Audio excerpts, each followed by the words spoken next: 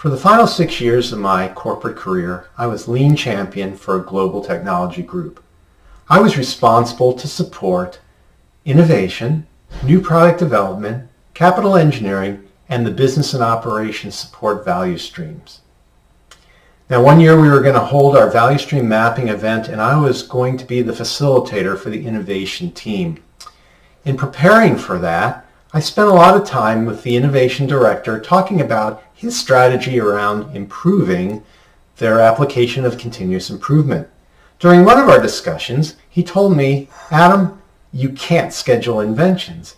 To which I replied, "You may not be able to schedule invention, but we can at least improve the process leading up to it."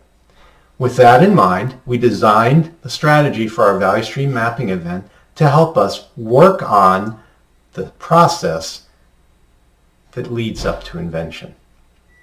We built a team of about 15 to 20 individuals, including key scientists, engineers, technicians, and managers. And our overall goal was streamline and improve that process strategically to reduce the time to launch. After training the team around lean principles and giving them different ways of thinking about their current process, we took a Gemba walk out to see the current state of their process.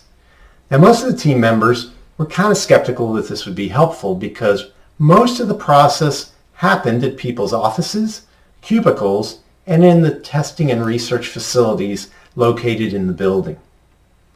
Ever the optimist, I said, let's just go out and see how it goes. And I'm sure we'll find out some things that we can improve for the benefit of the people who work here and, of course, for our customers. So we took a walk out into the office space first, and we saw a number of technicians and scientists working on different things at their workspace. Had some kind of short conversations with them, to which many of the team members really took no notes, and a few took a few notes with some ideas how we might improve things for the people working there. Now, as a facilitator, I want to get more engagement, and so I was asking more and more questions, trying to get some of the team members to write information on their Post-it notes to take back with them that might spark ideas to improve that effort of invention. So far, I wasn't really getting very far, but we then walked in front of a large board that was covered with charts, graphs, documents, and other pictorial representations of information. Now, the Director of Innovation was very proud of this board, and he was describing to the group how all this great communication and information was helping his people develop and improve the work that they did as they created new products for the company. So, I also noticed that the team wasn't writing too many notes, and I said, if you don't mind, let's wait at the board for a minute or two. I'd like to get one of your customers of the information to see what he thinks about it. So I walked back to the cubicles, found one of the principal scientists and brought him over. His name was Andy. And so I brought him over to the board, thanked him for being with us, and asked him, "Andy, what do you think of all this information that's on the board?" To which he said, "I don't know. I never look at it." Well, that was a shock to the team. And we thanked Andy, sent him back to his cubicle.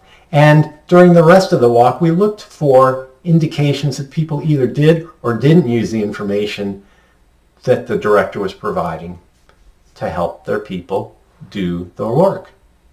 What we found was most of that information, which looked a lot like clutter to me, really wasn't being looked at for the purpose that the director was hoping for. From all that, the team determined to effectively improve the process of invention, we needed to do better in how we communicate to those that use the information. So, during the rest of the time in the value stream mapping event, the team identified a number of projects that were of highest priority to help the scientists, technicians, and engineers and managers do their work in a way that would be most beneficial to them. Now, during those days, they identified the concepts, and in the following weeks and months, they were able to develop and implement new ways of communicating, including weekly scientist huddles, status indicators for key projects, and visible and visual project reviews with key feedback loops. Now the information was becoming more valuable and vital to the people doing the work. And over the next months and years, through the implementation of those and other efforts, the time from new product to launch was greatly reduced from 18 months to 10 months.